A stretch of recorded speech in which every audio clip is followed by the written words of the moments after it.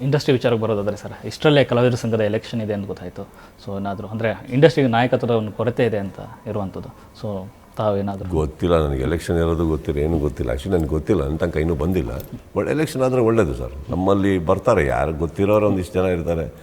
Leadership of course election ಆಗಬೇಕು, ಒಂದು ಒಳ್ಳೆ ವಾಯ್ಸಸ್ ಬೇಕು, ಆದರೆ ಒಳ್ಳೆಯದು ಸರ್. ಎಲ್ಲ ಆ್ಯಂಗಲಲ್ಲೂ ಒಳ್ಳೆಯದು. ಚೇಂಬರಲ್ಲೂ ನಡೀತಾ ಇರುತ್ತೆ ಮೋಸ್ಟ್ಲಿ. ಅದೆಲ್ಲ ಒಳ್ಳೆಯದಾಗಲಿ. ಬಿಕಾಸ್ ಇಂಡಸ್ಟ್ರಿ ಇವತ್ತಿಗೆ ಒಂದು ಸರಿಯಾದ ವ್ಯಕ್ತಿಗಳು ಬಂದು ಕೂತ್ಕೊಂಡ್ರೆ ತುಂಬ ಚೆನ್ನಾಗಿರುತ್ತೆ ಅಲ್ಲ. ಹಾಗಂತ ನಡ್ಸ್ಕೊಂಬಂತಾರೋ ಇದು ಅಂತಲ್ಲ, ಇನ್ನೂ ಸ್ಟ್ರಾಂಗ್ ಆಗಬೇಕು ಸರ್. ಎಲ್ಲ ಬರ್ತಾರೋ ಅಂತ ಬುಲೆಟ್ಗಳನ್ನು ತಡಿಬೇಕು ಅಂದರೆ ಇಲ್ಲಿ ಯೋಧರು ಹಂಗೆ ಇರಬೇಕೆ. Correct sir. ಅದು ಬಂದರೆ ಚೆನ್ನಾಗಿರುತ್ತೆ. ರಾಕ್ಲೈನ್ ಅವರು ಅವತ್ತು ಹೇಳ್ತಾರೆ ಸರ್, ಅಂದರೆ OTT ಅವರು ನಮ್ಮನ್ನು ನೋಡ್ತಿರುವಂಥ ರೀತಿ ಅಂದರೆ ಬಿಸ್ನೆಸ್ಗೆ ನಾವು ಬೇಕು, ಬಟ್ ನಮ್ಮ ಕಷ್ಟಗಳು ಕೇಳೋಕ್ಕೆ ರೆಡಿ ಇಲ್ಲ ಅನ್ನೋಂಥ ಈ ಥರದೊಂದು ವಿಚಾರಗಳನ್ನು ದನಿಯತ್ತುವಂಥ ಒಂದಷ್ಟು ಕೆಲಸಗಳಾಗಬೇಕು ಇಂಡಸ್ಟ್ರಿನಲ್ಲಿ. ಇಲ್ಲ ಸರ್, ಏನಾಗಿದೆ, ರಾಕ್ಲೈನ್ ಅವ್ರು ಹೇಳಿದ್ರಲ್ಲಿ ತುಂಬ ಕರೆಕ್ಟ್ ಇದೆ. ಬಟ್ ಹಾಳು ಮಾಡ್ಕೊಂಡಿದ್ದು ನಾವೇ. ಒಂದು ಟೈಮಲ್ಲಿ OTT ಬಂದು ಎಲ್ಲ ಚೆನ್ನಾಗಾಗ್ಬೇಕಾದ್ರೆ ನಾವು ನಮ್ಮಲ್ಲಿ ಎಷ್ಟೋ ಜನ ಅದೊಂದು ಆಸೆಗೋಸ್ಕರ ಸುಮ್ಮನೆ ಸುತ್ತಿ ಸಿನಿಮಾ ಕೊಟ್ಟಿದ್ದು ಉಂಟು. ಅದರಿಂದ ಎಷ್ಟೋ ಜನ ಸಫರ್ ಆಗಿದ್ದು ಉಂಟು. ಇವಾಗ ವಾಪಸ್ಸು ಎಷ್ಟೋ ಜನ ಒಳ್ಳೊಳ್ಳೆ ಸಿನಿಮಾಗಳು ಮಾಡ್ತಾರೆ. ಹೊಸ ಪ್ರತಿಭೆಗಳಂತೂ ಇಂಥ ಸಿನಿಮಾ ಮಾಡ್ತಾ ಇದ್ದಾರೆ. ಸೊ ವಿ ಆರ್ ವೆರಿ ಹ್ಯಾಪಿನೋ. ಎಷ್ಟೋ ಸಿನಿಮಾಗಳು ಮಾಡ್ತಾ ಇದ್ದಾರೆ. ಸ್ಮಾಲ್ ಡೌನ್ ಸರ್, ಎದ್ದೇಳುತ್ತೆ ಮತ್ತೆ ಎದ್ದೇಳುತ್ತೆ. ಎದ್ದೇಳಲೇಬೇಕು. ಆ ಥರ ಅಷ್ಟು ಕಳಪೆ ನಿಲ್ಲಲ್ಲ. ತುಂಬ ಟ್ಯಾಲೆಂಟೆಡ್ ಇಂಡಸ್ಟ್ರಿ ನಮ್ಮದು. ಬಿಕಾಸ್ ಒಂಚೂರು ಸಫರಿಂಗ್ ಇದೆ, ಕರೆಕ್ಟಾ? ಏನು ಮಾಡೋಕ್ಕಾಗಲ್ಲ. ಏನಾದರೂ ನಾಯಕತ್ವ ನೀವು ತಗೊಳ್ಳಿ ಅಂದರೆ ತಗೋತೀರಾ ಸರ್? ಒಪ್ಕೋತೀರಾ? ಆಗಿದ್ದೀನಲ್ಲ. ಯಾವುದು ನಂದು ಅದು ನಂದು, ಯಾವ್ದು ನಂದಲ್ಲ. ಚಿತ್ರರಂಗ ಎಲ್ಲರದು. ಸೊ ಅಲ್ಲಿ ನಾನು ನಾಯಕ ಆಗಿ ಅಂದರೆ ತಪ್ಪಾಗುತ್ತೆ. ಅಲ್ಲಿ ತುಂಬ ದೊಡ್ಡ ವ್ಯಕ್ತಿಗಳಿದ್ದಾರೆ. ಅವರ ನಾಯಕತ್ವ ಕೆಳಗಡೆ ನಾವು ಚೆನ್ನಾಗಿದ್ದೀವಿ.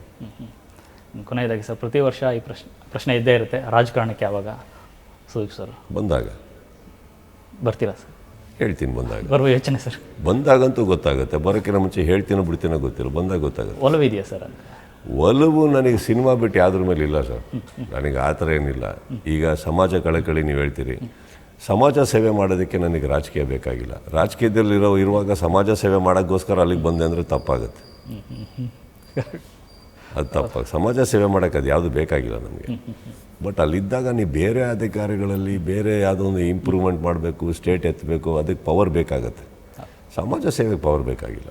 ಪವರ್ ಇರೋದು ಬೇರೆ ಅದಕ್ಕೆ ಯಾವಾಗ ಬರುತ್ತೋ ಅದನ್ನು ನಾನು ಮಾಡಬಲ್ಲೆ. ಬಟ್ ಇವತ್ತಿಗೆ ಚಿತ್ರರಂಗಕ್ಕೆ ನನಗೆ ಕೇಳೋಕ್ಕೆ ಹೋದರೆ ರಾಜಕೀಯದಲ್ಲಿ ಒಳ್ಳೊಳ್ಳೆ ನಾಯಕರಿದ್ದಾರೆ. ರಾಜ್ಯ ಏನು ಚೆನ್ನಾಗೇ ಹೋಗ್ತದೆ, ಏನು ಪ್ರಾಬ್ಲಮ್ ಇಲ್ಲ. ಅಪ್ ಡೌನ್ಸ್ ಇದ್ದೇ. ಕನ್ನಡ ಚಿತ್ರರಂಗದಲ್ಲಿ ಇವತ್ತು ಇನ್ನೂ ನಮಗೆ ಬೇಡಿಕೆಗಳಿದ್ದು, ಸಿನಿಮಾಗಳು ಚೆನ್ನಾಗಿದ್ದು, ವೀಕ್ಷಕರು ನಮ್ಮನ್ನು ನೋಡೋಕೆ ಆಸೆ ಪಡ್ತಾ ಇದ್ದಾರೆ ಅಂದಾಗ ನನಗೆ ಅಷ್ಟೊಂದು ಎರಡೆರಡು ಕಡೆ ಕಾಲಿಟ್ಟು ಅಭ್ಯಾಸ ಇಲ್ಲ. ಒಂದು ಕಡೆ ಇದ್ದೀವಿ. ಬರೋ ಟೈಮಲ್ಲಿ ಬರ್ತೀನಿ ಸರ್. ಬಂದಾಗ ಸೌಂಡಾಗೇ ಬರ್ತೀವಿ, ಏನು ಕಮ್ಮಿ ಸೌಂಡ್ ಅಂತ. ಯಾಕಂದರೆ ನಮಗೆ ಸಿನಿಮಾದಲ್ಲಿ ಇರೋದ್ರಿಂದ ಅಭ್ಯಾಸ ಆಗಿಬಿಟ್ಟಿದೆ. ಅಂದರೆ ನಾವು ಬರ್ಬೇಕಾದ್ರೆ ಒಂದು ಇಂಟ್ರೊಡಕ್ಷನ್ ಸೀನ್ ಇರಬೇಕು, ಅರ್ಜುನ್ ಜನ್ಯ, ಅಜನೀಶ್ ಅಂತ ಮ್ಯೂಸಿಕ್ ಇರಬೇಕು. ಹಿಂಗೆಲ್ಲ ಮಾಡಿದ್ರೇ ಬರೋದು ನಾವು, ಬರೋಲ್ಲ ಇಲ್ಲ ಅಂದರೆ. ಹಾಗೆ ರಾಜಕೀಯದಲ್ಲಿ ಒಂದು ಸೌಂಡ್ ಇರುತ್ತೆ. ಬರಬೇಕಾದ್ರೆ ಹಂಗೆ ಬರೋಣ. ಆದಷ್ಟು ಬೇಗ ದಿನ ಬರಲಿ ಸರ್. ಯಾಕೆ ಸಿನಿಮಾ ಬರೋಡಿತದೆಯಾ? ಇಲ್ಲ ಸರ್, ಎರಡು ಕಡೆ ಇರ್ಬೇಕು ಸರ್. ಇಲ್ಲೇ ಇಷ್ಟೊಂದು ನಾಯಕತ್ವ ನಾನು ಹೇಳಿದ್ನಲ್ಲ.